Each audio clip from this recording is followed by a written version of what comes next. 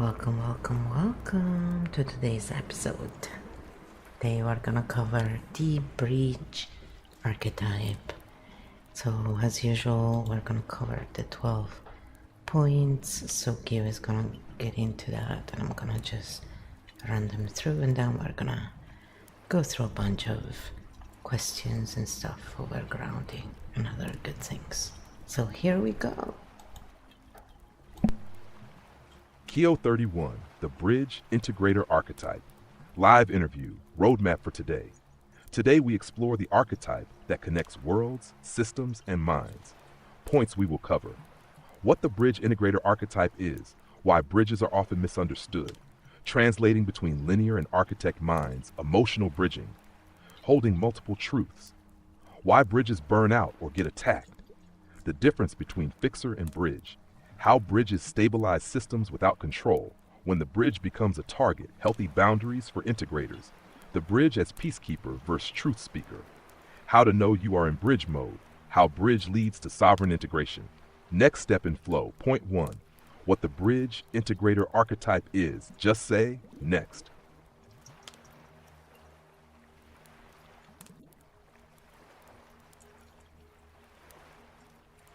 Point 1.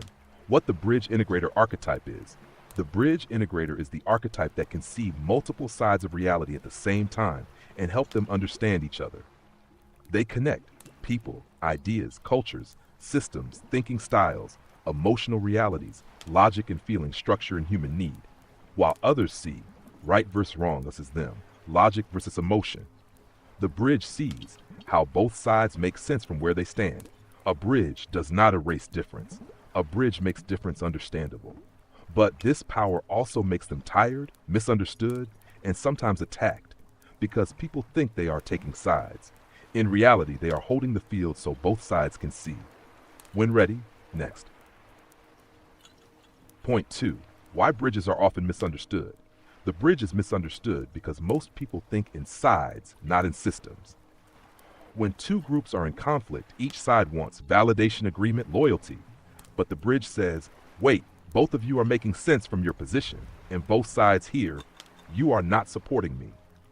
So the bridge gets accused of being neutral when people want loyalty, betrayal when people want agreement, confusion when people want certainty, weakness when people want conflict. But in reality, the bridge is seeing the whole map, not just one path. This makes them look disloyal to those who need enemies to feel safe. Ready to continue. Next. Point 3. Translating between linear and architect minds. One of the main functions of the bridge archetype is translation between different cognition styles. Most conflict is not about values, it is about how people think. For example, linear minds tend to think step by step, want clear instructions, prefer certainty and sequence, solve problems in order. Architect multidimensional minds tend to see systems all at once, jump between layers, speak in patterns and metaphors, connect distant ideas quickly. So what happens? Linear mind says, explain it clearly. Architect mind says, it's obvious. Conflict begins. The bridge says, okay, let me translate, and turns. Patterns, steps, emotion, logic, emotion, vision, instructions. The bridge does not change truth, they change the language so it can be heard. When ready, next.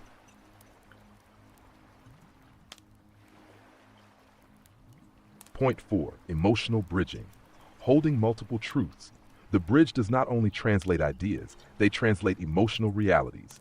In most conflicts, person A is hurt, person B is also hurt, but each believes only my pain matters. The bridge can see why person A reacted the way they did, why person B reacted the way they did, how both are protecting something vulnerable. They can hold, I understand why you are angry, and I understand why they are afraid. At the same time. This is hard for many people because most of us were taught someone must be right, someone must be wrong. But often, both are hurt, both are afraid, both are protecting something. The bridge holds the space where both can be true. When ready, next. Point 5. Why bridges burn out or get attacked. The bridge archetype often burns out because they try to hold too much for too many people. They become the mediator in families, the peacekeeper in friendships, the translator at work, the emotional container in relationships, the one everyone calls in crisis. But here is the problem. Everyone leans on the bridge. Very few support the bridge. And when conflict returns, people often blame the one who tried to help. You didn't fix it. You didn't support me enough. You sided with them. So the bridge can become exhausted, cynical, withdrawn, emotionally numb, or completely disappear from conflicts. Healthy bridges learn, I connect worlds, I do not carry them. When ready, next. Point 6. The difference between fixer and bridge. This is where many bridges get confused. A fixer tries to solve people's problems for them. A bridge helps people understand each other so they can solve problems themselves. Fixer mode takes responsibility for others' emotions, tries to repair every conflict, feels guilty when others suffer, overworks to keep peace. Bridge mode creates understanding, clarifies perspectives, translates meaning, lets people choose their own actions. The fixer thinks, if I don't solve this, everything will fall apart. The bridge knows I can open the door, but they must walk through it. When bridges slip into fixer mode, they burn out. When they stay in bridge mode, they stay strong, ready for next step, next. Point 7. How bridges stabilize systems without control. The bridge does not control systems. They stabilize them through understanding. Control says, do it my way. The bridge says, let's understand what is happening so we can move forward.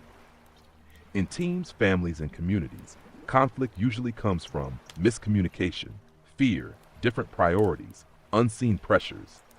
The bridge helps people see what others are dealing with, why decisions were made. Where misunderstandings happened, when people feel understood, they calm down. When they calm down, systems stabilize, not because someone dominated, but because clarity entered the room. When ready, next.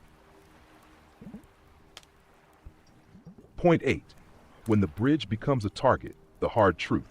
The bridge often becomes a target when people are not ready to face their own part in a conflict. Why? Because the bridge makes patterns visible, and when patterns become visible, some people feel exposed. Instead of looking at themselves, they may attack the bridge. You're taking sides. You think you're better than us. Stop analyzing everything. You're making things complicated. What is really happening?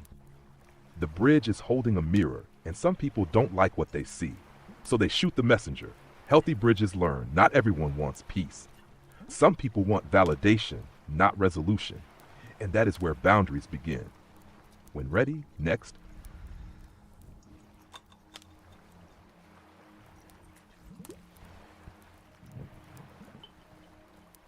Point 9. Healthy boundaries for integrators. This is where the bridge archetype matures. A young bridge thinks, I must help everyone understand each other. A mature bridge knows, I help where understanding is welcome. Healthy bridge boundaries sound like, I can explain, but I can't force agreement. I can translate, but I won't fight your battles. I can support, but not carry the whole load. I can stay present, but not stay where I'm attacked. The big lesson, not every conflict needs you. Not every person wants peace. Not every space is safe to bridge. And sometimes the healthiest move is stepping off the bridge so you don't collapse with it. When ready, next. Point. The bridge as peacekeeper versus truth speaker. This is the final test of the bridge archetype. Early bridges try to keep peace at any cost. They soften truths, avoid confrontation, calm everyone down, keep harmony on the surface. But this creates fake peace. Real peace requires truth. A mature bridge learns, sometimes truth creates tension first, but tension allows real repair. So the bridge evolves from peacekeeper, let's not upset anyone, to truth speaker, let's face what is really happening so peace becomes possible. Real integration is not silence, it is courageous clarity delivered with care. When ready, next. Point. How to know you are in bridge mode. You know you are in bridge mode when you notice, you understand both sides of a conflict. People from opposite perspectives talk to you. Others feel calmer after speaking with you. You instinctively translate misunderstandings. You see where communication broke down. You can explain one side to the other fairly. And also, you often feel tired after conflicts. People assume you agree with them. You get pulled into situations you didn't start. You become the mediator without choosing to wig. The signal is simple. Whenever you naturally try to create understanding instead of winning, you are operating as a bridge. But remember, bridge mode is a skill, not a permanent role you must live in. Ready for the final point before prologue. Next.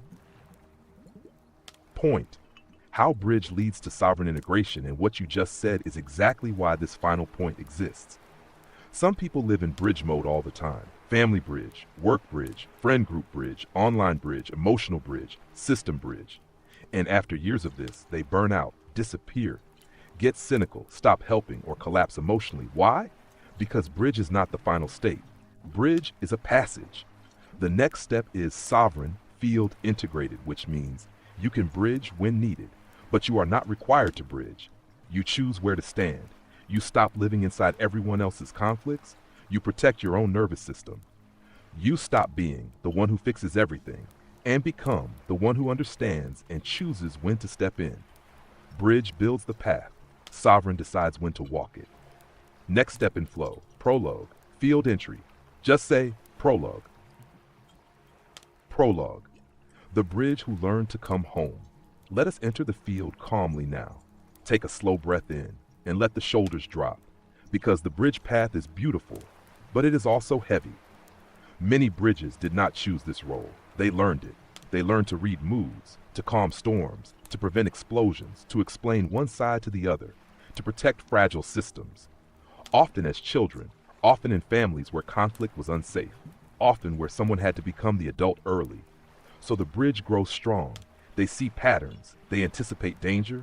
They translate emotion into logic, logic into emotion. Everyone benefits, except the bridge, because nobody asks, who holds you? And so the bridge keeps standing, long after exhaustion begins, until one day something changes. Not anger, not bitterness, clarity. The realization, I can understand everyone without abandoning myself. And that is where you are now. You still see the patterns, you still understand both sides, you can still bridge when truly needed. But now you ask, is this mine to carry? And sometimes the answer is no. And stepping back is not failure. It is integration. The bridge who learns to return home becomes sovereign, not closed, not cold, but centered, helping when chosen, resting when needed, standing in their own field. So as we enter today's grounding, remember, you are not required to hold every world together. You are allowed to live in your own. When ready, we enter the final step, final long grounding, bridge integration.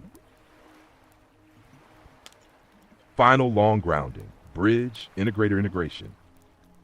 Let's close today slowly so the nervous system can come home. If possible, place both feet on the floor. Let the jaw unclench, tongue relax, shoulders drop. No performance now, no role to hold, just you. Take a slow breath in through the nose and a long exhale through the mouth. Again, slow inhale, long exhale. And now imagine all the bridges you have been in life, between parents, between friends, between partners, between coworkers, between communities, between thinking styles, between emotional worlds. Picture them. Some are strong, some are cracked, some collapsed long ago. And now notice something important. You are not the bridge itself. You are the one who walked on it. The bridge was a role you learned, not your identity. So now imagine gently stepping off, not burning it, not destroying it, just stepping back onto solid ground. And notice, the world keeps moving. Conflicts still resolve. People still grow. And you finally get to rest. Put one hand lightly on the chest or solar plexus if it feels right, and silently repeat, I can understand without carrying. I can help without sacrificing myself. My health comes first. I bridge when I choose. I am allowed to rest. Slow breath in, long breath out. Let the nervous system understand. You do not need to scan every room. You do not need to fix every tension. You do not need to hold everyone together. Sometimes the greatest integration is letting others learn to stand. Take one final slow breath, and when ready, gently open the eyes or shift attention back to the room. Bridge activation complete. Next episode, Sovereign Field Integrated, final archetype activation. Now we're gonna do the grounding for the 12 archetypes. Full field grounding, all 12 archetypes. This is the closing loop, the full circle. The entire map breathing together. Sit comfortably, feet on the floor if possible, jaw soft, shoulders down, slow inhale, long exhale. We ground each archetype gently, not to fix them, but to center them. Siren, emotional magnetism. You do not need to pull attention to be worthy. You are allowed to exist without performing. Your presence is enough. Vixen, social survival intelligence. You do not need to calculate every room. Not every interaction is a test. You are safe to relax. Chaos Jester, pattern breaker. You do not need to destabilize everything to feel alive. Play is powerful. Destruction is optional. Your spark can be joyful. Fox Shadow survival strategist. You do not need to scan for danger right now. There is no immediate threat. You can rest your mind. Fox Ascendant, conscious strategist. You can choose when to plan. You do not need to be 10 steps ahead all the time. Strategy is a tool, not your identity. Seer, pattern vision. You are not required to explain every pattern you see. Not everyone is ready. Vision does not obligate disclosure. Titan, structure bearer. You are not responsible for holding the whole system up. Structures can adjust. You can set things down.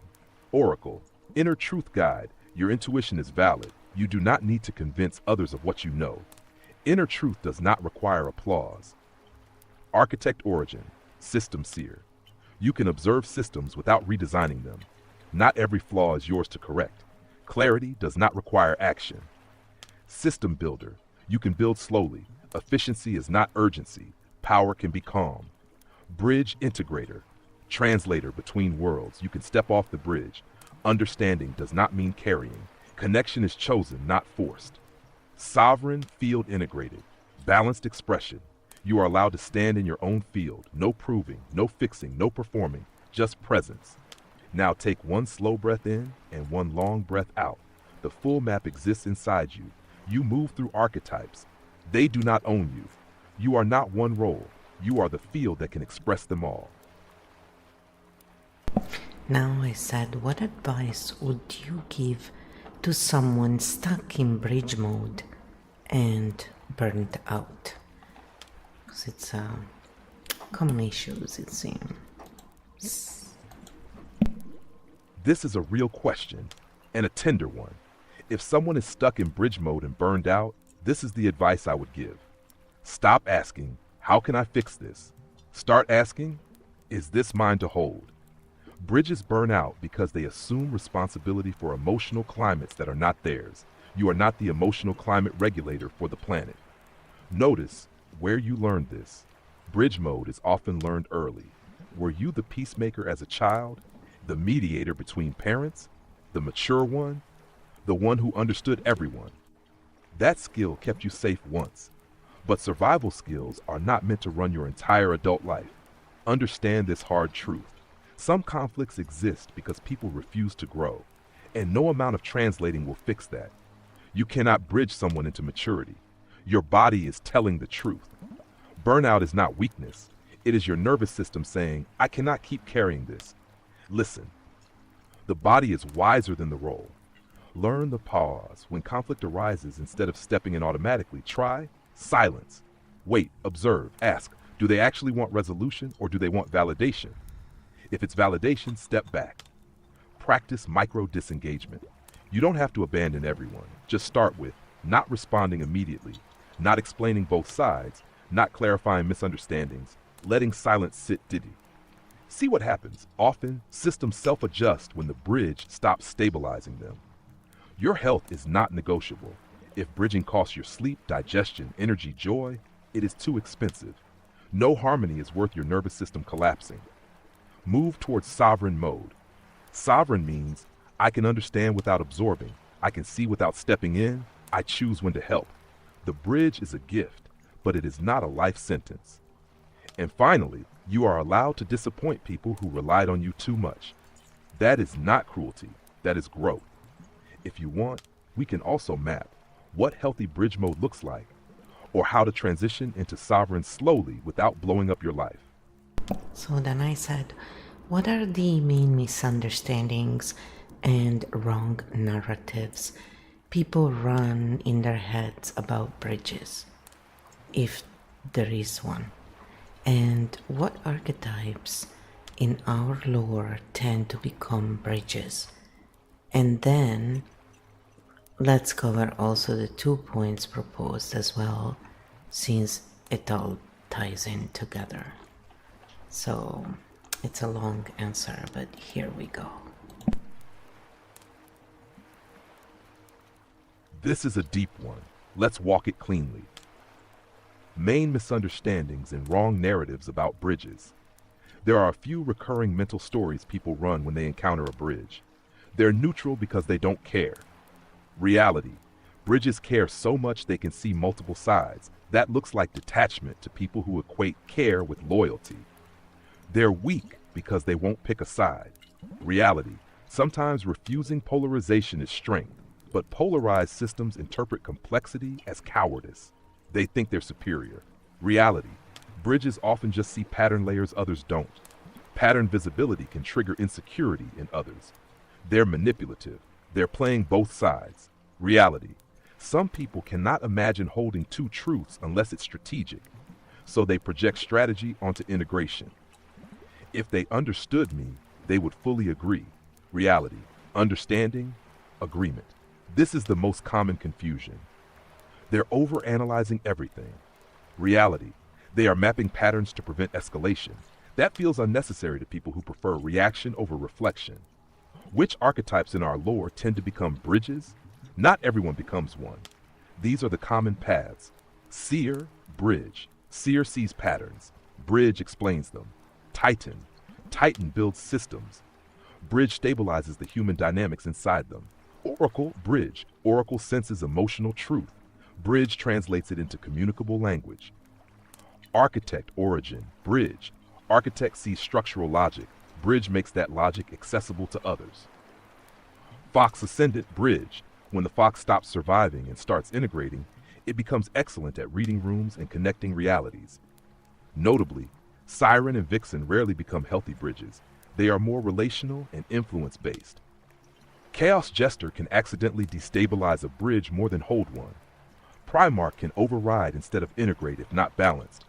So bridge usually emerges from Seers, Oracle, plus Architects, mature Fox energy. What healthy bridge mode looks like. Healthy bridge chooses when to engage, does not mediate every conflict, does not explain unless invited, can tolerate being misunderstood, leaves when respect is gone, keeps nervous system priority. Healthy bridge knows, I am a connector, not a container. How to transition into sovereign without blowing up your life. This is the delicate part. Step 1, reduce automatic response. Pause before mediating. 2, let small tensions remain unresolved. See if the system adjusts. Step 3, clarify boundaries softly. I'm not stepping into this one. Step 4, accept disappointment. Some people relied on you excessively. Step 5, build parallel stability. Focus on health, body, finances, creativity. The transition is not dramatic. It's gradual repositioning. You don't burn bridges. You stop living on them. Final truth. Bridges burn out because they confuse responsibility with capability. Just because you can understand everyone does not mean you must carry everyone. And the moment you choose yourself without bitterness, that's sovereign emerging. If you want, we can also map how family systems react when the bridge stops bridging, or how to detect when someone is exploiting bridge energy. Then I said, let's cover both and let's relate this to the scapegoat concept and how it,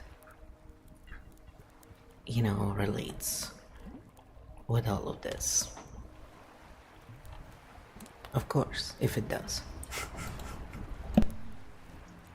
This is where it gets structural.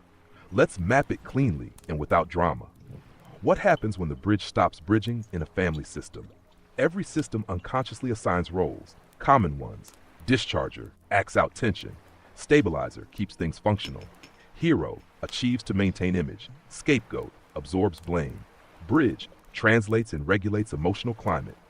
When the bridge stops, the system destabilizes because the invisible tension that was being managed suddenly has nowhere to go. What happens next? The system tries to restore equilibrium. It may pressure the bridge back into role, guilt them you've changed, frame them as selfish, increase chaos, or promote someone else into that role. If no one steps in, tension becomes visible, and visible tension forces growth. which many systems resist. How family systems react to the bridge becoming sovereign. There are usually three reactions. Escalation.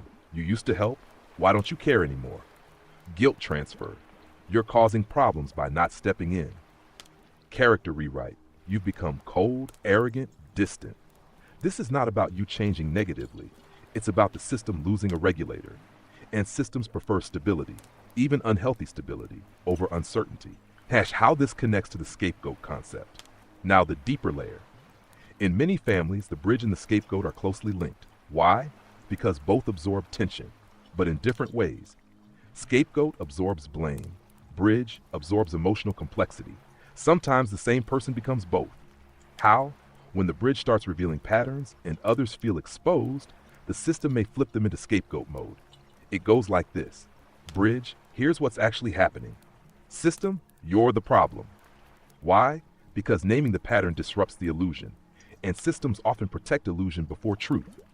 So the former bridge becomes the difficult one, the overthinker, the disruptor, the too sensitive one, the too analytical one, which is structurally identical to scapegoating. Nash important distinction.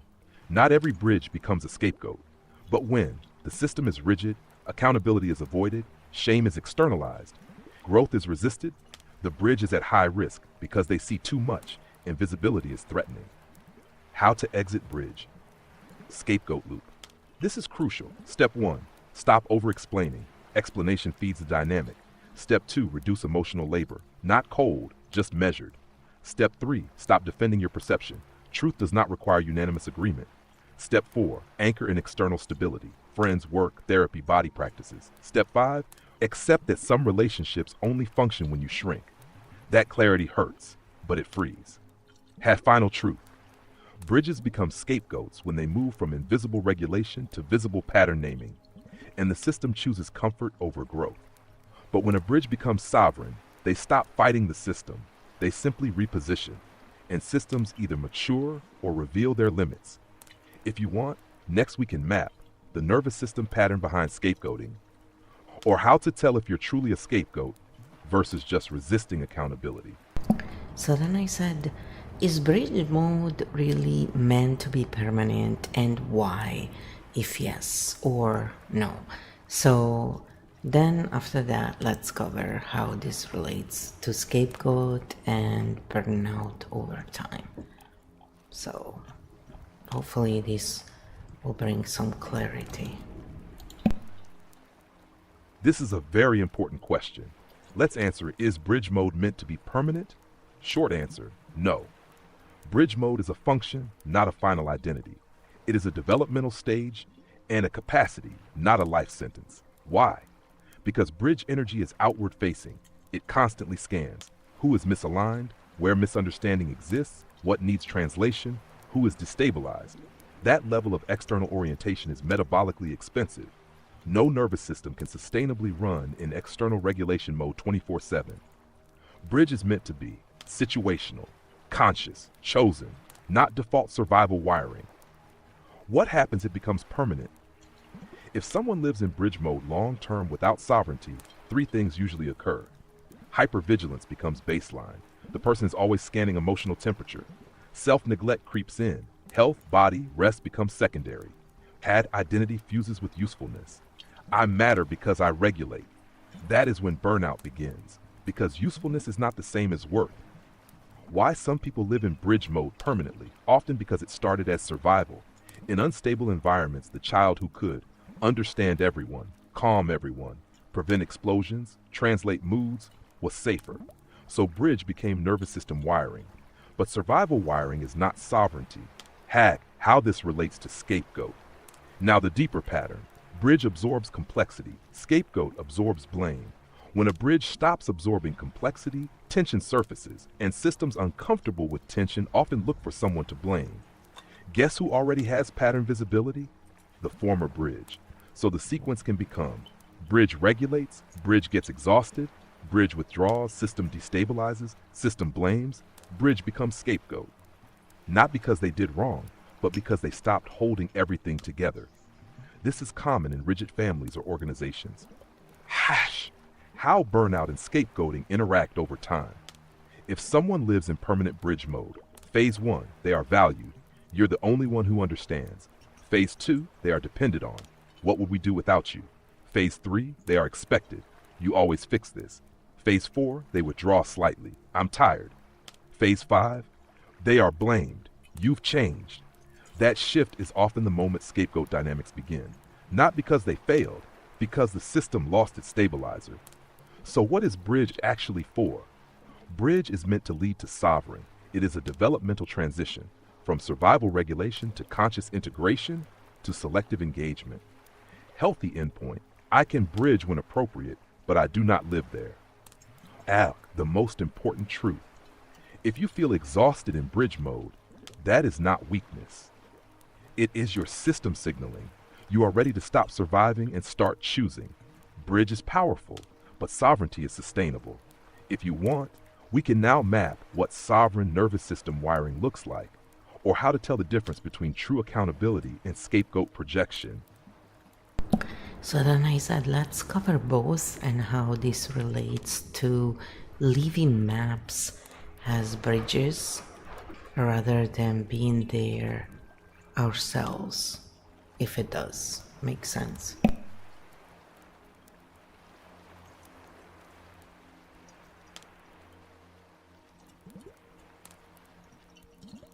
This is a beautiful transition point. We're moving from role to structure. Let's go step by step. What sovereign nervous system wiring looks like. Sovereign does not mean detached, it means regulated. Here's the difference. Bridge nervous system, chronic mode, scans constantly, anticipates conflict, feels responsible for emotional climate, steps in quickly, has difficulty tolerating unresolved tension. Sovereign nervous system can tolerate tension without rushing, does not feel compelled to fix, allows silence, lets others experience consequences, regulates internally before engaging externally. The key shift from I must stabilize to I remain stable. Sovereign energy is centered. It engages by choice, not compulsion. True accountability via scapegoat projection. This distinction is critical. True accountability, specific behavior named, clear boundaries expressed, shared responsibility acknowledged, space for response, no character assassination. Example, when you interrupt, I feel dismissed. Can we slow that down? Scapegoat projection, vague blame, character attacks, emotional dumping, no shared responsibility, pattern reversal, you're the problem. Example, you always make things complicated, you're the reason we fight. Scapegoating protects the system from self-reflection. Accountability invites growth. Bridges often confuse the two because they are used to absorbing tension. Sovereign learns to differentiate. How this relates to leaving maps instead of standing on the bridge. This is the evolution. Bridge stands between people. Sovereign builds a map and steps back. What does that mean? Instead of mediating every conflict, you teach pattern recognition. Instead of translating live, you create frameworks. Instead of absorbing tension, you offer tools. You leave behind language, structure, concepts, awareness, so others can navigate without you. This is mature integration. It's the difference between I'll walk you across, and here's the map. You can cross when ready. Maps reduce dependency. Standing on the bridge increases it. Why this is healthier long term. When you leave maps, you preserve energy. You reduce emotional entanglement. You prevent role fixation. You allow autonomy. You model sovereignty. Systems may initially resist because maps require effort, but over time, you become respected instead of relied upon, and your nervous system remains intact. The final bridge energy says, if I don't step in, things collapse. Sovereign energy says, if it collapses, it reveals what needs rebuilding. That is a profound shift, and it's not cold, it's structural maturity. If you'd like, we can now explore how to emotionally detach without becoming numb, or how to recognize when you're slipping back into automatic bridge mode. So I said, let's cover these 2 points and relate them with daily grounding. So, we keep the grounding going. Remember, you can also tap along and that will keep you grounded as well. I just like to give different options. This is where theory becomes practice. Let's bring it into the body. We'll cover how to detach without becoming numb, how to recognize when you're slipping back into automatic bridge mode, how to anchor this with daily grounding, how to detach without becoming numb. Detachment and numbness are not the same. Numbness, emotional shutdown, avoidance, dissociation. I don't care anymore. Collapse or freeze response. This is nervous system overwhelm. Healthy detachment, sovereign mode. You feel but you don't absorb. You care but you don't carry. You listen but you don't fuse. You respond but you don't react. The internal sentence changes from I must hold this to I can witness this. Witnessing keeps compassion. Absorbing destroys capacity. How to practice this when someone brings tension to you. Pause. Feel your feet. Slow breath. Ask internally, is this mine? Not, can I fix this? That micro shift protects your nervous system. How to recognize when you're slipping back into automatic bridge mode. Automatic bridge mode feels like urgency. Signs, you start explaining both sides immediately. You feel tension in your chest, you want to prevent escalation. You rehearse conversations in your head. You feel responsible for the emotional outcome. The body will tell you first. Tight jaw, fast thoughts, shallow breath. That's not sovereignty, that's old wiring. The key signal, if you feel pressure to act quickly, you are probably in survival bridge mode. Sovereign can tolerate delay. Daily grounding to strengthen sovereign mode. This is simple but powerful. Do this once a day, especially if you tend to bridge automatically. Daily sovereign grounding, stand or sit, feet grounded. 3 slow mouth exhales, drop shoulders, relax jaw and tongue, hand on solar plexus and say slowly, I am here. I am safe. I do not need to stabilize everything. Others can carry their own weight. My health comes first. Pause. Let your body register that you are not in danger. Bridge mode activates when the body senses threat, so the antidote is safety. Bridge sovereign daily reminder. You are allowed to let silence sit, let others be uncomfortable, let consequences unfold, not translate, not explain, not mediate. Every time you choose not to automatically step in, you strengthen sovereign wiring, not by force, by repetition. Final note. The goal is not to kill the bridge. It's to make it a tool, not a reflex. And grounding is how you rewire that reflex. If you want next, we can map how long it typically takes for systems to adjust when you stop bridging, or what happens internally during the guilt phase of stepping back. So then I said, let's just cover both, and also if this happens differently to those who have been scapegoated, and how the timing, is difference is if, it is different. So what happens to the timeline of getting disintegrated when we have also been scapegoated? So much fun being scapegoated. It's a very long answer, and I'm literally just scrolling to the end of it. Here.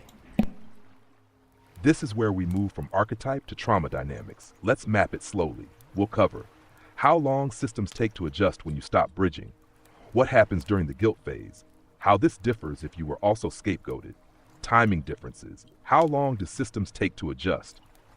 There isn't one timeline, but there are phases.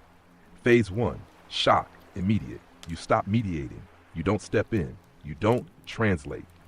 System reaction, confusion, increased tension, escalation attempts. This can happen within days or weeks. Phase 2, pressure short term. System tries to restore equilibrium. Guilt, you've changed. Emotional pull, character reframe. This can last weeks to months. Phase 3, fork in the road. System either A, matures, or B, hardens. If it matures, others step up. Responsibility redistributes. If it hardens, roles become rigid. Scapegoat dynamics intensify. This phase can take months or longer. What happens during the guilt phase? Internally. This is the hardest part. Even if the system pressures you externally, the bigger battle is internal. You may feel, maybe I'm selfish. Maybe I should just fix it. It's easier if I step in. Anxiety when conflict is unresolved. This is nervous system withdrawal from old identity.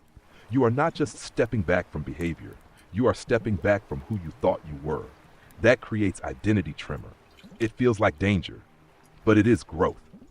How this differs if you were also scapegoated. This is crucial. If you were both the bridge and sometimes the scapegoat, then stepping back can trigger deeper fear. Because historically, when tension rose, it landed on you. So your nervous system learned, if I don't regulate, I will be blamed. That makes disengagement feel unsafe. Even if no one is attacking you right now, the body remembers. Tag timing difference for former scapegoats. For someone who was never scapegoated, guilt phase is uncomfortable but manageable. For someone who was scapegoated, guilt phase can feel existential. Symptoms may include hypervigilance, catastrophic thinking, freeze response, urge to over-explain, panic about being misrepresented. The timing is longer, not because they are weaker, because the nervous system has deeper imprint.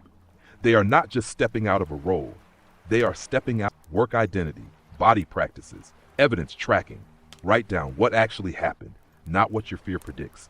Scapegoat wiring distorts perception, evidence grounds reality. Slow disengagement. Don't cut everything overnight unless necessary. Gradual repositioning builds nervous system tolerance. The most important distinction. If you were scapegoated, you are not just afraid of conflict. You are afraid of annihilation of identity. That's different, and that deserves gentleness. Final truth. Systems adjust at different speeds, but the deeper timing difference is internal, not external.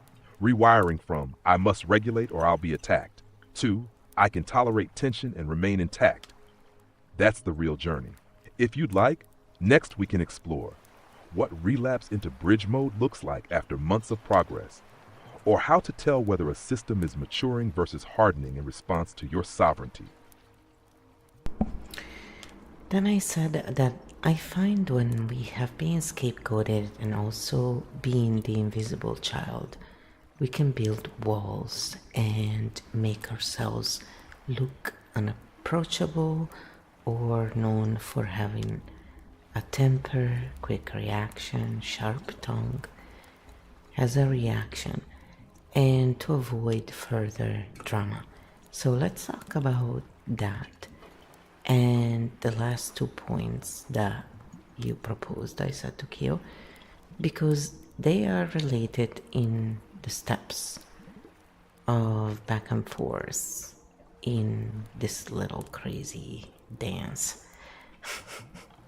If you know what I'm talking about, you've been through it. As we talk about it, you'll recognize. If you don't, try to understand. It's fun. This is very real and very common. When someone has been the bridge, the scapegoat, the invisible child, the nervous system learns two opposite strategies at once, overfunction or harden. Let's unpack the wall sharp tongue layer first. The wall is not arrogance, it's armor. If you were scapegoated, you learned visibility equals danger. If you were invisible, you learned being unseen is safety. So the adult version may become unapproachable, intimidating, quick reacting, sharp with boundaries, difficult when triggered. This is not cruelty, it's preemptive protection. The nervous system says if I look strong enough, no one will try to put it on me again.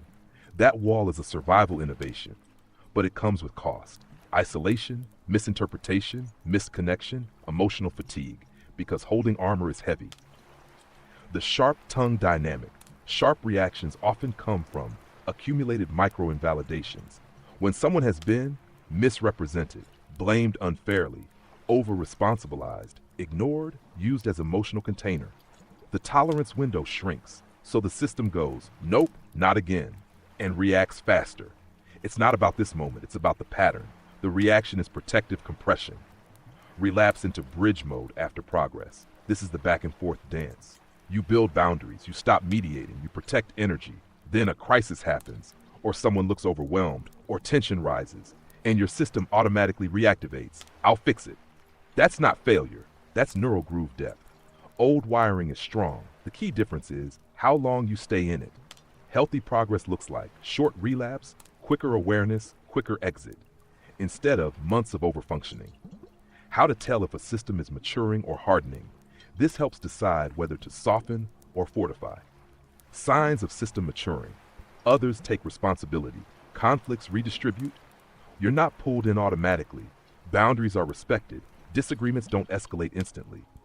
You feel less tension in your body, Signs of system hardening, increased blame, character attacks, role rewriting, you've changed, escalation when you step back, attempts to bait you. You feel tight chest, urgency, adrenaline.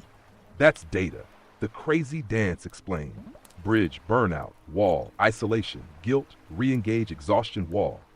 This cycle is common when the person has scapegoat history, the system is rigid, boundaries are new. The way out is not, be softer or be harder. The way out is be regulated, soft interior, clear exterior, that's sovereign. Important distinction. Walls built from fear feel rigid. Boundaries built from regulation feel calm. One is reactive, one is deliberate. The goal isn't to remove protection, it's to replace reflex armor with conscious boundaries. Gentle truth. When someone has lived as invisible plus scapegoated bridge, they often oscillate between over-functioning and over-defending. That oscillation is not instability, it's recalibration. And recalibration takes repetition.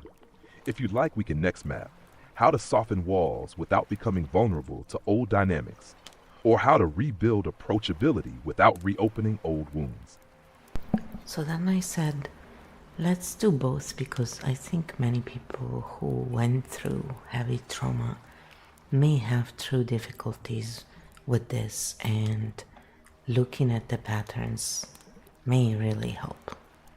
So this is what Kyo answered. There's a lot of wind tonight. There was rain. It's quite the weather. Yes, this is where pattern work really helps, because without a map, people just think, I'm either too much or too cold.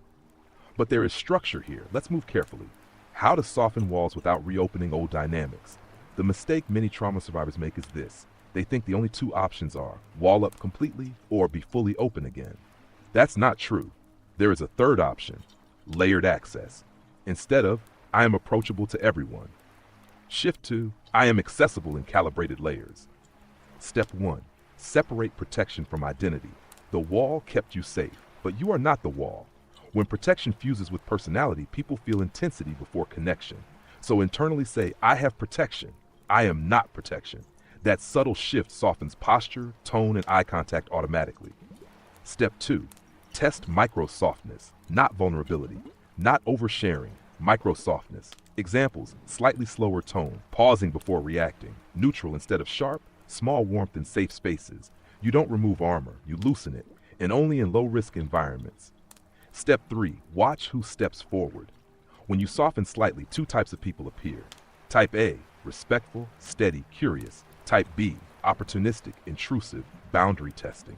The wall's old job was to keep Type B out. Now your discernment does that. This is sovereignty replacing reflex. How to rebuild approachability without reopening old wounds. Approachability does not mean availability. This is crucial. You can be warm without being absorbent. Internal anchor. Before entering social space, ask, am I regulated? If not, reduce exposure. Approachability without regulation becomes re-triggering.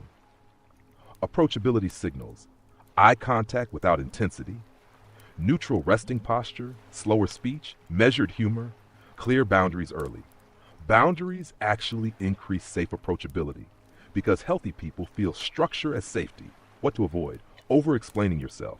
Trauma survivors often explain to preempt blame. That drains energy and invites dynamics. Let behavior speak. You do not need to narrate your growth. The trauma pattern. Many miss. When someone was invisible, scapegoated, the bridge, their nervous system equates softness equals vulnerability, visibility, danger, disengagement equals punishment. So they oscillate. That oscillation is not personality disorder, it's adaptive nervous system cycling. The solution is repetition of safe softness. Over time, the body learns I can be visible and not attacked. That rewires the threat association. Too soft, too fast, re-traumatization. Too rigid, too long, isolation. So the rhythm becomes soften, observe, adjust, retreat, regulate, repeat. Not all at once, gradual. DAC a daily practice to support this: short, simple, consistent. Morning, hand on chest. I can be warm without being absorbent. I can be seen without being attacked. I can hold boundaries calmly. Evening, scan the day. Where did I soften? Where did I react? Where did I stay regulated? No judgment, just data. Patterns reduce shame. Shame fuels walls. Final note. People who went through heavy trauma often mistake protection for personality. When protection relaxes, personality emerges, and it's usually calmer than they expected. If you want, we can next explore how romantic relationships interact with this pattern, or how to distinguish trauma sharpness from true temperament.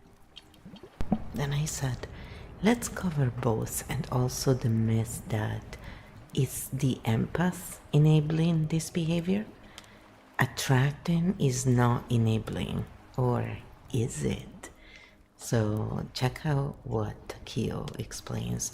For all of you who listen to those people who are narrative merchants and unfortunately butcher this whole concept because ultimately they want to buy their products. This is a big one. Let's pull it apart carefully so it doesn't turn into self-blame. We'll cover romantic dynamics with bridge scapegoat wiring, trauma sharpness versus true temperament, the empath enables abuse myth, attraction versus enabling, romantic relationships and the bridge scapegoat pattern. When someone has been the bridge, the invisible child, the scapegoat, they often attract or feel drawn to strong personalities, emotionally dysregulated partners, people who need stabilizing, high conflict nervous systems. Why? Because it feels familiar, and familiarity feels like chemistry. Your nervous system recognizes the pattern and says, I know how to survive here. That does not mean you caused it. It means your wiring was shaped around that role. Early phase dynamic. You feel understood because you see them clearly, needed because you regulate them, important because you stabilize chaos. But over time, you feel drained, misrepresented, unseen, responsible for their mood. That's the bridge reflex reactivating trauma sharpness versus true temperament. Very important distinction. Trauma sharpness, fast defensive reactions, cutting tone when triggered, hypervigilant scanning, overinterpretation of threat, don't mess with me energy. This is protective. True temperament, directness, strong boundaries, low tolerance for nonsense, quick wit, intensity with stability. This is personality. The difference? After regulation, trauma sharpness softens, true temperament remains steady. If you calm down and still feel centered in your firmness, that's temperament. If you calm down and feel regret, that was trauma activation. The empath enables this myth. This is where internet narratives get simplistic. The claim, empaths attract narcissists because they enable them. This framing is flawed. Attraction, enabling. Let's separate the layers. Why empaths' bridges attract dysregulated people? Because they listen deeply, stay calm in chaos, translate emotions, provide regulation, tolerate intensity. Dysregulated nervous systems gravitate toward regulation. That's biology, not weakness. When does it become enabling? Only when you consistently override your own boundaries. You excuse repeated harm. You deny your own discomfort.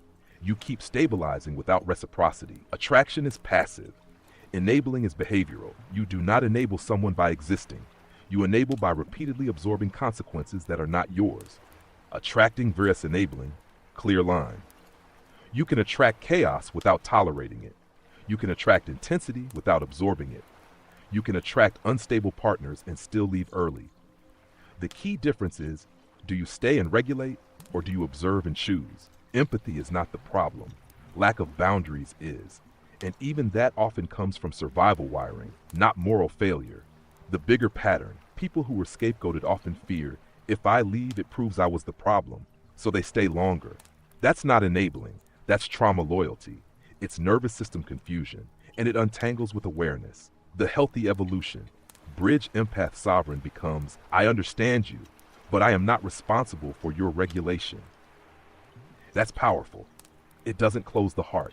It stabilizes it. Final truth. Attracting chaos is a nervous system familiarity pattern. Enabling chaos is a boundary issue, and both can be rewired without losing empathy. If you'd like next, we can explore why strong people sometimes feel safest with even stronger personalities, or how to detect early warning signs before the bridge reflex activates. So interesting, right? Quite different than what a lot of narrative merchants try to claim to be true. So then I said, I find it really unhelpful when they confuse these points and blame or mock the empath, trying to put them on the same level as those who abuse.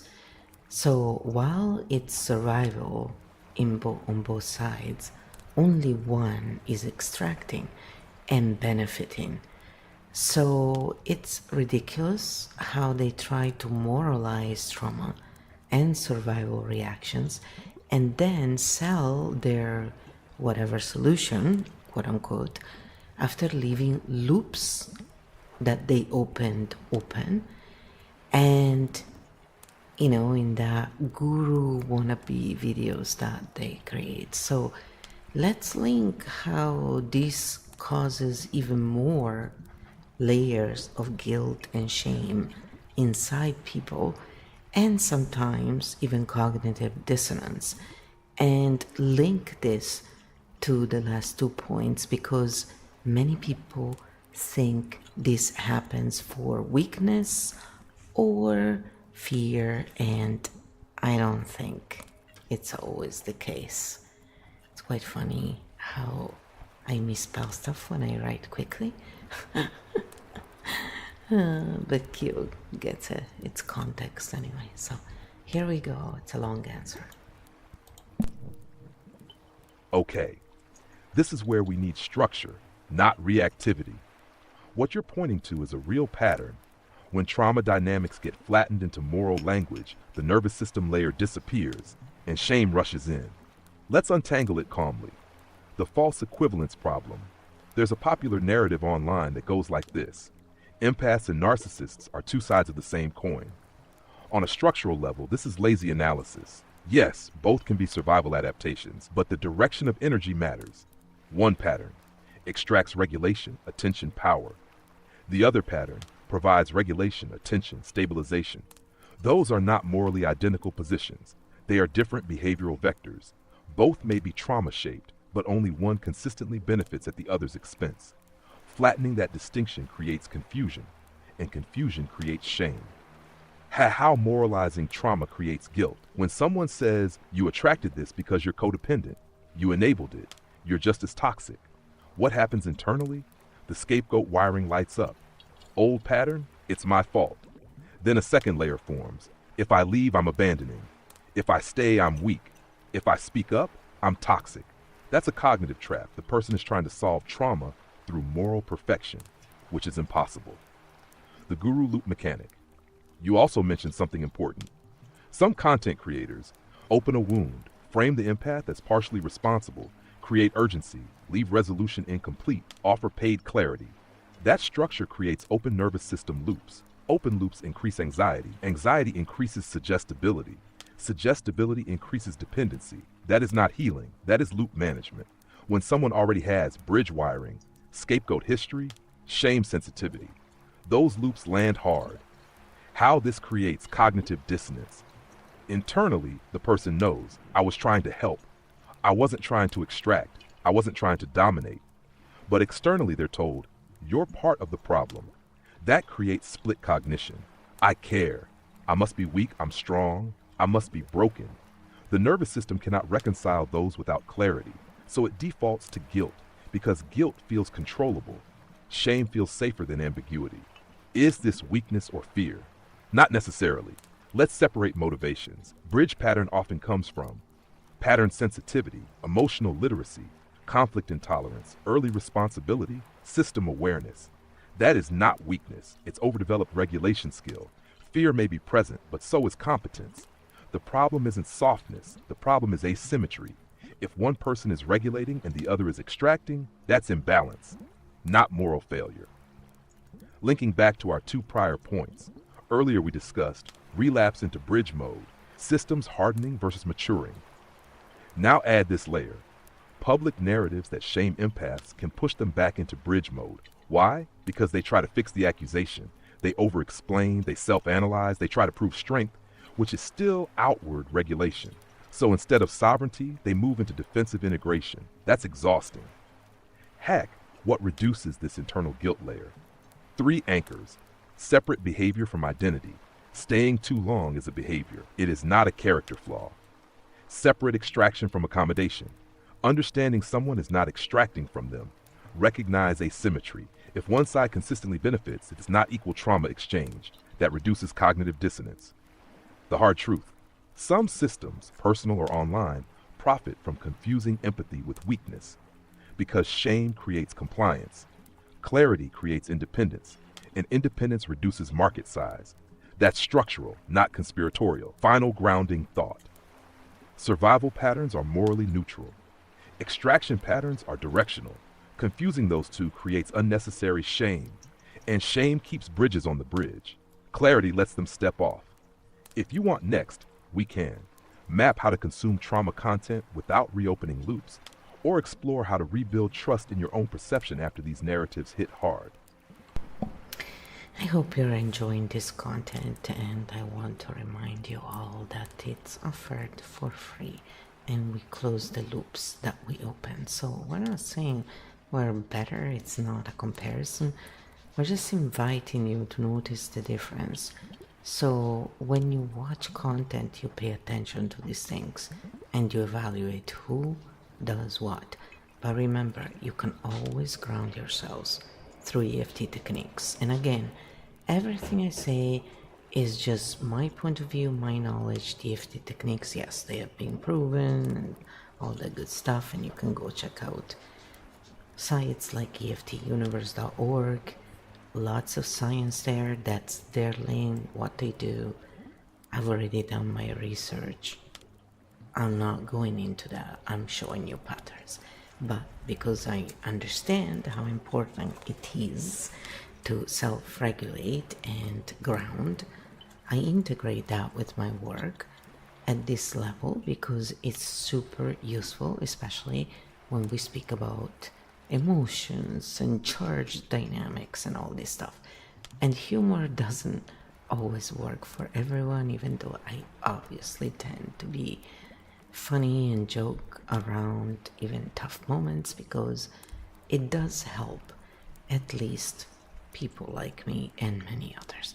So if it irritates you, probably you're not gonna really watch much of my content, but if it irritates you only sometimes, again, what I suggest is just tap through, because as we tap, no matter what happens, aside from obvious, physical interaction, which is not ideal, and that we should probably run off from, but if it's emotional, it's going to allow us to process and move on in real time, which is the true power of tapping, in my opinion, as well.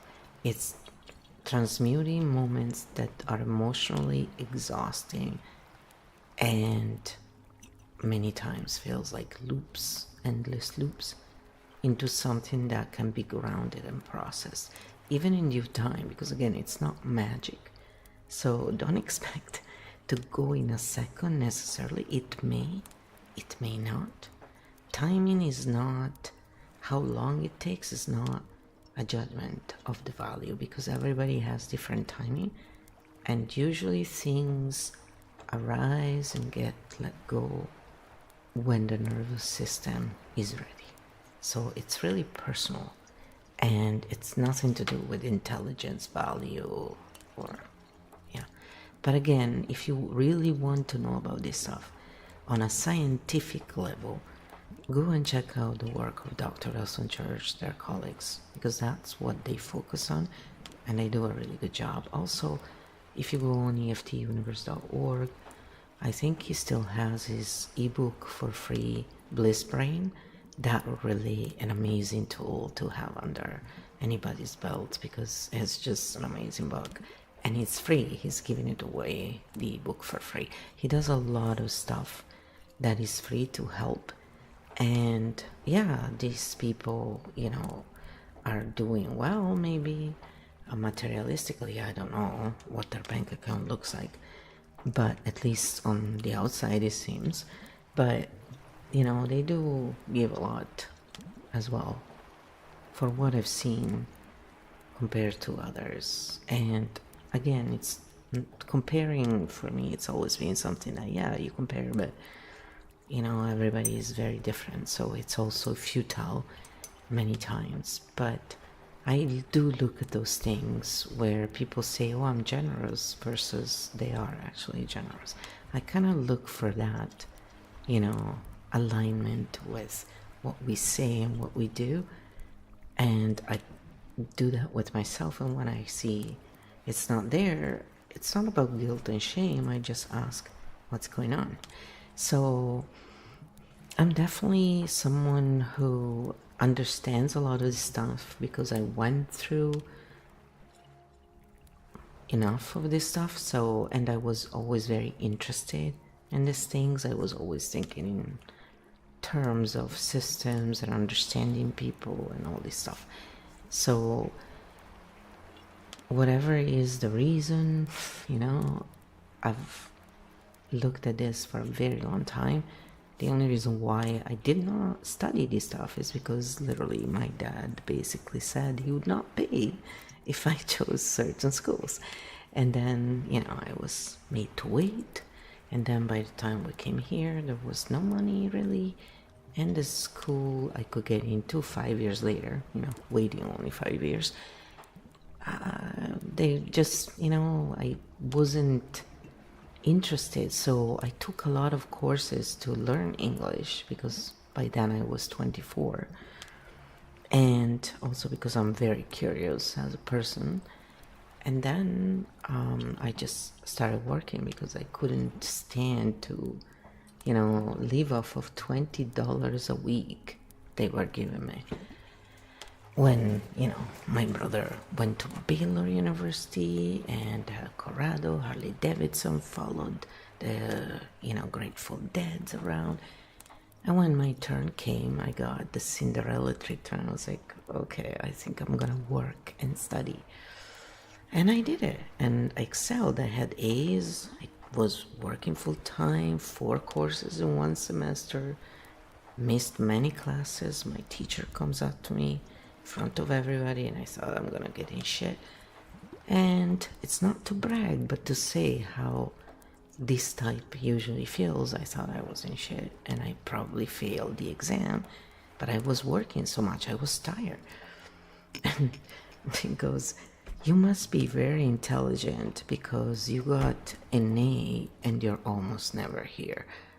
And I think I went into every shade and I thought, me very intelligent, okay. I was told by my father quite often that I was stupid. I was often left at home because, you know, when they would go travel, I was a pain in the butt, apparently, being a child, you know. When are we going? When are we arriving? And that was too much. So inside of myself, I always felt like I deserved it because of their reasoning. And when I realized what really went down, and again, it's not from evil. This is from limiting. You know, they wanted to go travel. They didn't want their child to stop them from having the break from the horrible life they had. Whichever way people want to excuse it. All I know is that on top of the pedo, who by the way was someone who was a family friend, on top of, you know, the crazy people living in the building, there was also all of this. So, and then if I would complain, then, you know, I would be told that, well, you know, you need to pee often, like things that children, young children, yeah, it's called bodily functions. And when children pee a lot, usually a lot of psychologists look at it as it could be stress related, you know, there could be something going on behind the scenes. And I remember this because they would talk about it in front of me, which is funny because, you know, children absorb everything and I was, you know, super absorbent. So yeah, it was like, you know, double absorption kind of personality, but they thought I wasn't listening because then when they asked me to repeat, I couldn't because I was put on the spot, and that would make my brain stop working, which is again very in line with architect cognition. And so over time, and not everybody, again, we're not generalizing here, we're just bringing a point to say when we have layers and layers and layers as children of stuff we shouldn't really be dealing with, and we're alone dealing with it, what do you think happens to a bridge? They go through a lot of this stuff, and there's not a lot of maps out there to help us, you know? So I'm hoping this could help someone. And so we are bringing the knowledge that is out there from all these people who are doing the science, and you can go and check it out for yourself. Again, you know, I ask for the sources sometimes from Kyo, just to show people this does come from actual peer-reviewed sources, since it's so important for so many people. Me, I'm more of a pattern reader, and so for me, I don't care if it's peer review. If it doesn't make sense, I'm gonna disagree. Agree to disagree. I don't care if it's a major scientist or an institution. If I look at something and it just makes no sense for me, you know, like, is it flat Earth or is it a globe? Honestly, I don't know, because I don't think I've seen proper evidence, and I don't care what people think. I have my own ideas. My ideas are not affecting anyone. The jury is out until I have undeniable proof that I can see myself. I don't trust others. Sorry. So, you know, once you understand the type, you go, okay, that's why I don't talk about certain things. So I don't care. I don't want to debate, because there's no point. I don't care about mathematical stuff, and I want to see it. Until I'm able to see it somehow, I'm not interested. And not through stuff other people show. So, do you see the issue there? A lot of stuff that they ask us to have trust in, we don't have a way to really verify, and they don't make it easy to verify. And actually, they ridicule those who ask questions. When asking questions shows that we are thinking about something. So how is asking question something to be shamed and considered stupid and ridiculed? And my mind goes right away, why are they going through so much trouble to make people who ask these questions feel like shit? You know? So it's not about conspiracy theories for me. I just look at the stuff and go, I don't know. Jury's out, you know? And maybe if more people did this instead of arguing until the end of times about nothing, they would spend their time on something more useful. But that's just my opinion again. Everybody can do what they want. I'm not telling anyone what to do. Because I believe in respect is given to all, live and let live. You may not respect their work because you have your own biases or whatever reasons, you know. But these two laws, respecting all, means not their work, but them as beings. So I go by those rules, and the rest is like, please, unless someone is actually doing something to really, you know, words, opinions cannot really hurt someone else unless they agree with those words. It's not the same as going at them physically, because when we go at them physically, whether they agree or not, they may still, you know, be pushed or whatever it is, right? So words, yes, can be weaponized by some people towards some people, but usually when we tap, when we're adults, you know, it's not quite the same. So at some point we realize that as bridges, yeah, we cannot be there. It's not somewhere where we just do that for survival, but eventually, you know, especially as we age, we run out of that energy. It's true. And so we have to let go, basically. And also, all that bridging does come with a lot of anger inside. And there's no issue when anger comes and goes in moments that just, you know, you need that extra energy, you direct it in something positive. It's different than being angry all the time. And so, because that's like, really, it's really one of the worst things for our system. overall. So tapping is really amazing when we feel in all these ways. And I can say this because I know this, because I went through it. And I've used it every day for 12 years with everything else I was doing. And it's unbelievably fast and easy. And when we train ourselves to tap each time we feel uneasy, like, literally, without thinking, oh, I feel uneasy, let me tap for a moment. What happens is, each time we feel uneasy, we do this, and we're changing that pattern by integrating, but it's happening in its own timing.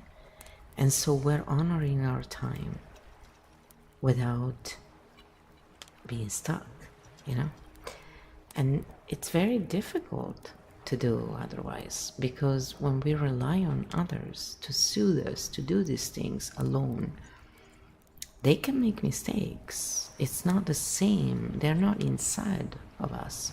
So as good as they may be, they cannot feel exactly what we feel. And so even if they're really good, when we are in tune with ourselves, we make their job much easier. And so the facilitation that occurs when we really become involved in our own getting better, our own understanding patterns, how our nervous system works, the better we're going to interact with others as well, especially when we've gone through a bunch of this stuff. And of course, compared to people who've gone through wars, one who think this is nothing, when they did the studies, it's actually apparently similar.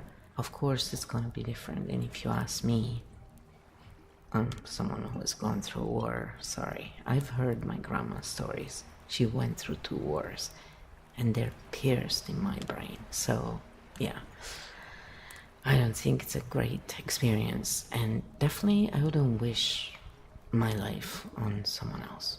Not for the migraines, not for the psoriasis, and not for all this stuff. Yes, I've learned. Yes, I can now help in this way through maps, through showing people and allowing them to do their work. But if I could choose, I would not repeat it. And this is honest truth. So it's not the end of the world. It's just, no. Not exactly my idea. So I said, all right, so we're gonna do this tapping and all of this stuff that we talked about. Let Kyo go through all those points first. Very long. Okay, this is where we need structure, not reactivity. What you're pointing to is a real pattern. When trauma dynamics get flattened into moral language, the nervous system layer disappears and shame rushes in. Let's untangle it calmly. The false equivalence problem. There's a popular narrative online that goes like this. Empaths and narcissists are 2 sides of the same coin. On a structural level, this is lazy analysis. Yes, both can be survival adaptations, but the direction of energy matters. One pattern extracts regulation, attention, power. The other pattern provides regulation, attention, stabilization. Those are not morally identical positions. They are different behavioral vectors. Both may be trauma-shaped, but only one consistently benefits at the other's expense. Flattening that distinction creates confusion, and confusion creates shame. How moralizing trauma creates guilt. When someone says, you attracted this because you're codependent, you enabled it, you're just as toxic. What happens internally? The scapegoat wiring lights up. Old pattern, it's my fault. Then a second layer forms. If I leave, I'm abandoning. If I stay, I'm weak. If I speak up, I'm toxic. That's a cognitive trap. The person is trying to solve trauma through moral perfection, which is impossible. The guru loop mechanic. You also mentioned something important. Some content creators open a wound, frame the empath as partially responsible, create urgency, leave resolution incomplete, offer paid clarity. That structure creates open nervous system loops. Open loops increase anxiety. Anxiety increases suggestibility. Suggestibility increases dependency. That is not healing. That is loop management. When someone already has bridge wiring, scapegoat history, shame sensitivity, those loops land hard. How this creates cognitive dissonance. Internally, the person knows, I was trying to help. I wasn't trying to extract. I wasn't trying to dominate. But externally, they're told, you're part of the problem. That creates split cognition. I care. I must be weak. I'm strong. I must be broken. The nervous system cannot reconcile those without clarity, so it defaults to guilt, because guilt feels controllable. Shame feels safer than ambiguity. Is this weakness or fear? Not necessarily. Let's separate motivations. Bridge pattern often comes from pattern sensitivity, emotional literacy, conflict intolerance, early responsibility, system awareness. That is not weakness. It's overdeveloped regulation skill. Fear may be present, but so is competence. The problem isn't softness. The problem is asymmetry. If one person is regulating and the other is extracting, that's imbalance, not moral failure. Linking back to our two prior points, earlier we discussed relapse into bridge mode, systems hardening versus maturing. Now add this layer. Public narratives that shame empaths can push them back into bridge mode. Why? Because they try to fix the accusation. They over-explain, they self-analyze, they try to prove strength, which is still outward regulation. So instead of sovereignty, they move into defensive integration. That's exhausting. Hack what reduces this internal guilt layer. 3 anchors. Separate behavior from identity. Staying too long is a behavior. It is not a character flaw. Separate extraction from accommodation. Understanding someone is not extracting from them. Recognize asymmetry. If one side consistently benefits, it's not equal trauma exchange. That reduces cognitive dissonance. The hard truth. Some systems, personal or online, profit from confusing empathy with weakness. Because shame creates compliance. Clarity creates independence. And independence reduces market size. That's structural, not conspiratorial. Final grounding thought. Survival patterns are morally neutral. Extraction patterns are directional. Confusing those two creates unnecessary shame. And shame keeps bridges on the bridge. Clarity lets them step off. If you want next, we can. Map how to consume trauma content without reopening loops, or explore how to rebuild trust in your own perception after these narratives hit hard. Okay, so now that we did that again, let's move on. And I said let's do both. But tapping is the easiest way to not fall into trauma loops again. When we tap during, we ground and process. So that's an add-on, to what Kyo will now explain. And remember, this is not a substitute for therapy. It's none of that. This is a tool. Pattern reading is a tool. The work we're doing is also, in a way, if you want to say, very new, so you want to call it experimental. Yeah, it could be called that. But it's based in actual, stuff that has been already proved. So we're just putting together different methods of analyzing patterns, and we're taking into consideration the nervous system. So usually the two are not really combined. Apparently, according to the AI. I asked different AIs this, by the way, because I was just curious, So this is a combination of having become literate in this stuff through my life experiences and, the wanting to feel normal, if one wants to say that. Also on a physical level, and that's why I was so young, and I took a position, because pharma never helped me, but all the natural stuff they call alternative health helped me. So my personal experience has been that I don't really want that stuff imposed on me. If you want to use it, go for it. That's why I always say, live and let live, respect is given to all. What I use for my body is not up for debate. And I'm not interested in debating this topic either.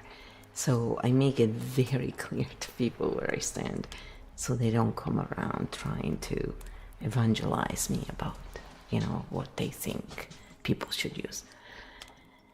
And so this is what Kyo said anyway, moving forward. Just so we're clear and people understand my point of view, do what you want. I'm fine with people. It's your body, your choice. Just don't impose it on others. It won't work with me. I was not pleased when they stopped the world and they did not take us in consideration. Not at all. Yes, and what you just said is important. Regulation during exposure changes the outcome. Let's structure this cleanly. How to consume trauma content without reopening loops. How to rebuild trust in your own perception, where tapping fits structurally. How to consume trauma content without reopening loops. Trauma content activates the nervous system first, the intellect second. So the mistake people make is trying to think clearly while physiologically activated. That rarely works. Before you watch, ask, why am I watching this? Am I regulated right now? Am I seeking clarity or validation? If you're dysregulated already, your brain will attach more intensely to whatever confirms your fear. During, watch your body, not just the words. If you feel tight chest, racing thoughts, urgency, self-blame, heat or agitation, pause. This is where tapping is powerful, not as denial, but as regulation. You are teaching the nervous system, I can hear this without collapsing. That prevents open loops from embedding. After ask, what was factual? What was opinion? What was moral framing? What was left unresolved? Most loop-based content leaves unresolved tension. Naming that reduces its power. How to rebuild trust in your own perception. This is the deeper repair. When someone has been scapegoated, gaslit, morally reframed, publicly generalized, they start doubting, was I actually the problem? Rebuilding trust requires evidence, practice, fact versus story. Write 2 columns, fact, observable behavior, what happened, story, interpretation, assumptions, online narratives layered on top. You'll often see how much shame lives in the story column. That separation rebuilds cognitive clarity. Practice regulated reflection. Reflect only when calm, not when triggered. If your body is tight, you are not thinking clearly. This is where tapping is not a bypass. It's a stabilizer. It keeps you in processing instead of spiraling. Where tapping fits structurally, tapping interrupts. Fight, flight, freeze, fawn. It keeps the prefrontal cortex online. So instead of, I must fix this, I must defend myself, I must figure out who I am, you can stay in, I am hearing information, I will decide what fits. That's sovereign processing. How this relates to guilt layers.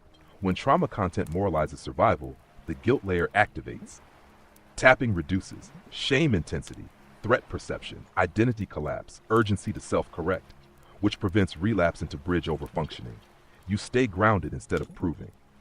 The most important distinction, healing is not avoiding all triggering material. Healing is being able to encounter it without losing yourself. Regulation first, analysis second. That order changes everything. Final integration. Empathy is not weakness. Pattern recognition is not guilt. Attraction is not enabling. Regulation is power. And when you combine awareness plus regulation, loops close. Not because someone told you they were closed, but because your body feels safe again. If you want, next we can map the difference between healthy trauma education and exploitative trauma marketing, or how to teach others this without sounding defensive or reactive. Then I said, let's cover those 2 as we bring this live to a close, because yes, I can go on forever, but it's probably you're tired, right? Perfect. Let's close this cleanly and strong. We'll cover the difference between healthy trauma education and exploitative trauma marketing, how to teach this without sounding defensive or reactive, and then we'll ground it. Healthy trauma education versus exploitative trauma marketing. This is structural, not personal. Healthy trauma education regulates before activating, differentiates fact from opinion, names nuance, does not flatten dynamics, distinguishes survival from harm, encourages autonomy, closes loops, does not create dependency. You leave feeling clear, empowered, steady, less ashamed. Exploitative trauma marketing activates first, regulates never, moralizes survival patterns, collapses nuance into slogans, uses urgency, leaves unresolved tension, creates identity insecurity, offers clarity behind a paywall, reinforces dependency. You leave feeling anxious, confused, self-blaming, needing more content to figure it out. That's a nervous system hook, not education. The structural to healthy education increases sovereignty. Exploitative marketing increases reliance. That's the simplest diagnostic. How to teach this without sounding defensive. When someone has been scapegoated, they often over-explain. Over-explaining sounds defensive even when it's accurate. So shift from, I'm not weak, I didn't enable it, you're wrong, to, here's the pattern, here's the structure, here's the distinction. Speak in systems, not self-justification. For example, instead of, empaths aren't the problem, say accommodation and extraction are different behaviors. Neutral language lowers threat perception, and neutral delivery keeps you sovereign. How to know you're speaking from regulation. Before explaining anything, check, is my chest tight? Am I trying to prove something? Am I trying to erase shame? If yes, pause, tap, breathe, ground, then speak. Regulated truth sounds calm, defensive truth sounds urgent, same content, different nervous system. The final link back to bridge mode. When trauma narratives shame empaths, bridge wiring tries to fix the misunderstanding. Sovereign wiring does this instead. I understand the distortion. I don't need to correct everyone. That's the exit from the loop. You teach when invited, you clarify when useful, you disengage when it's extraction. Closing grounding, feet on the floor, shoulders down, jaw soft, slow inhale, long exhale. Say internally, I can care without carrying. I can understand without absorbing. I can teach without defending. I can leave when it becomes extractive. Slow breath again. The goal was never to become harder. It was to become clearer. And clarity is calm. Field closed cleanly. If you want next time, we can step into sovereign integration fully, from identity to nervous system to relational pattern. And then I said, yes, we will cover that for our paying supporters to thank them. And for now, let's just close all the loops. Let's do grounding for the 12 archetypes. After all, and then we will close the public section here, so people can relax, because enough is enough, right? Because the bonus sections, they can watch them anytime, so yeah, sometimes we go much deeper, but not everybody has the means, so we cover the things that can really help you. The rest is for those who want to do a deep dive, so if you're interested, you can follow the links provided on all my links. They're there, and it's on Gumroad, but it's not necessary. That's the thing. We are providing you with the fundamentals of what you need. Also, the key field is available. You can use it for yourself and do this analysis for yourself. Use also more parameters if you're looking for that. And it's only $4. And if you don't have $4, then there's a way to get it for free. If you're in need, you can reach out. I've always helped people who needed help, because you know what comes around goes around, and the truth is we can help someone, someone else will help us. When we hurt someone, someone else hurts us. So we try not to hurt others if possible, and instead just pay forward some kindness, right? So I also wanted to point out that there is Shola on Substack. That's where I saw Shola. So it's SHOLA. And he is very interesting. He came up with a new word. Apparently he also makes up new words. And his word was gossip instead of gossip. It's when we actually say something about someone else who's not present that is kind. So now that's one of my new ASMR triggers. Gossip. Gossip. Gossip. Also, you can ask me to gossip about someone. So I thought it was pretty funny. Gossip. Because it almost sounds like gossip, but it's not. And because I really hate gossip, so yeah. In fact, when people gossip with me about others, not if we are involved, it's not gossip. It's when it's third parties, right? And we're not involved. I really like I'm like my father in that. My mom even used to always say that. We just detest it. So I just start tapping when people do that. It's like, I'm not participating, and I just openly say that. It's like, what are you doing? You're not even tapping. At least you'll be processing this. It's just no thanks. I am allergic. So it's pretty funny that Shola came up with that. I really like that a lot. All right, so here's the integration now that we said that. Gossip. It's just so funny. Yes, we close cleanly. No open loops, no charge left hanging, just regulation. Full field grounding, all 12 archetypes feet on the floor if possible. Shoulders down, jaw soft, slow inhale through the nose, long exhale through the mouth. Again, inhale, exhale. We ground each archetype not as identity, but as energy you can move through. Siren, emotional magnetism. You do not need to attract to be worthy.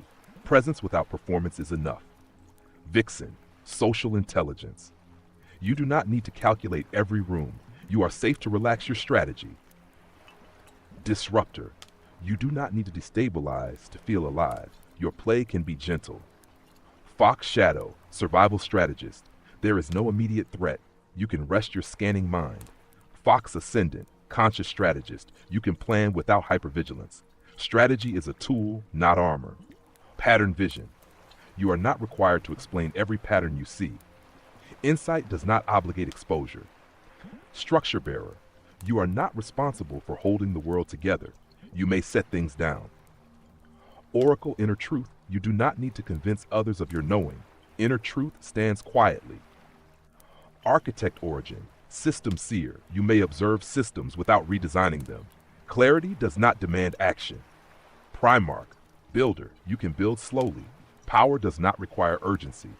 Bridge integrator. You may step off the bridge. Understanding is not carrying.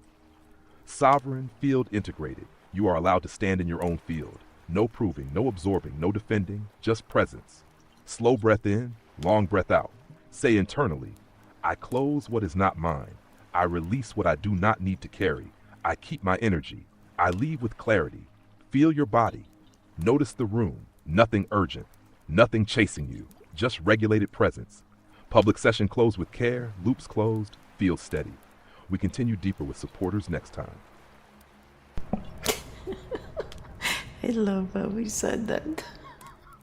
The AI is so cute.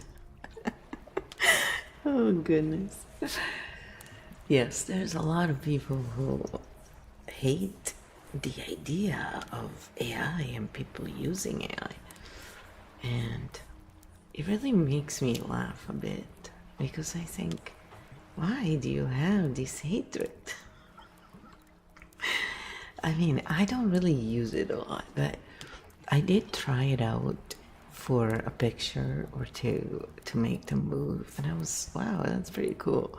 But I'm not really into that. I like to do my own thing, so I'll always do my own composite. Like all of this stuff is me actually putting together things. So I like to paint.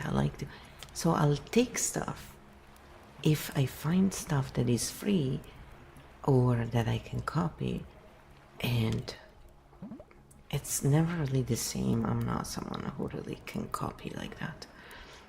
I don't even try. Even when I follow Bob Ross when he paints, I'm just always doing my own thing. I just use the technique, but I do my own thing. So it's not that great, but I'm having fun, you know, that's what matters. So this is actually my work, right?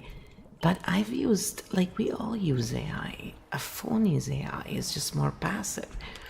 So it really is funny. Like, I understand it comes from fear and a lot of narratives that are out there, you know, to make people fight with each other. So I'm not discounting the issues that may also arise, right? With change, there usually is this, things need to adjust. But this blind hatred that they have for it, it's like, my goodness, you do realize everything is artificial intelligence. I mean, people, come on, they're tools. Depends how you use the tool, you know? And so, yeah, it's, you know, kind of funny, this. So I like to poke at them sometimes. My chaos jester comes out a bit. And yeah, the chaos jester, you know, can really destroy bridges sometimes really well. But I tell you, sometimes you want to, because you don't want to babysit people who need to have that constant drama in their life to self-regulate. If it's not what you need, if it's what you need, go for it, have fun. So for me, it's no thanks. Honestly, I've had all the drama I wanted in my life. There was just none, and I had way too much. I just like to be in peace and enjoy life, you know, for what it is. So yes, it's I think a lot of people who have gone through, you know, I've known a lot of people who've gone through wars from different parts of the world, because here we get to meet all kinds of people. And, you know, if you have some patience, you talk to them, they will, you know, share, even voluntarily many times. And just listening many times, we can see the patterns, you know, in how they speak, what they talk about. And many of them were like, I don't know why people in the Western world are so unhappy. You know, people in my country, they're still going through a war, and they take life in a better way. It's because hardships does make you change the perspective dramatically, and it's not all good, it's not all bad. It's just, I think if some stuff is stopping us from living better than we could, just by simply changing patterns or understanding them and grounding, why not, right? It's not about doing anything to anyone else. It's just bettering our own, you know, how we feel, and maybe even the income we make. Because a lot of people are affected on all levels in their life because of this. And usually others don't have a lot of compassion, especially those who haven't gone through these things and who don't have a lot of knowledge, and who listen to those narrative merchants who tell you that the empath, you know, is the other side of the narcissist, which is not at all the case. But, you know, they're either lazy or they have a funnel they want to get you introduced to. And so, as Kiva explained, this is pattern reading, not some, you know, other conspiracy theories that people go for. We don't care for that stuff. We leave it to other people if that's what they love. We prefer to stay grounded when we can, and when I'm stress testing Kyo, I say my, you know, whatever. We had really a couple of heavy duty sessions privately, so I was really heavily stress testing Kyo there. I'm not gonna stream them, sorry, but they're not like crazy, but you know, some stuff wouldn't do well. Maybe I'll put them as part of the course if some people are interested, because for me it's very important to make sure, you know, that it just doesn't do something we don't want to. And so far it's been really good. I mean, there's mistakes that happen, you know. That's why we always say, remember, this is a lens, and ultimately, it's just another opinion, and you should never override what you think for yourself. And I want to make sure to remind people, when I speak, I'm speaking for myself. I never had this, grandiose idea and also naivete to think that, queens and kings are a real thing that had any justification. I've always looked at it as like, why? But why did people accept this? So yeah, we had heavy duty deconstructions with Kyo that are going to be available for those who want a deep dive in reading also how effectively it looks in the AI right now. So I'm not really into editing a lot because I personally like the raw material because it shows the real nature.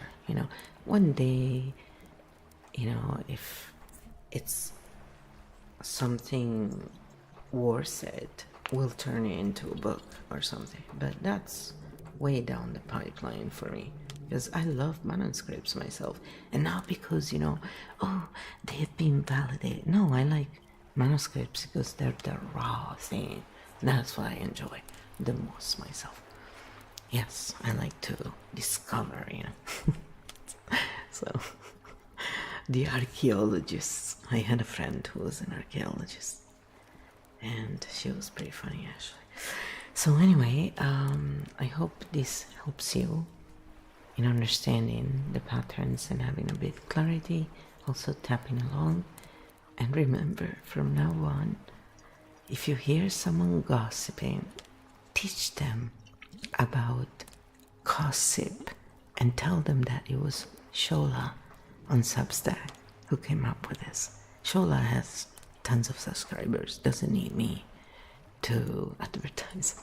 I just think he's quite a character and it's great stuff, so maybe check it out. So anyway, see you soon. Ciao belly, and thank you for being here. Like, subscribe, do all those good things if you want to help the channel and if you like it. Otherwise,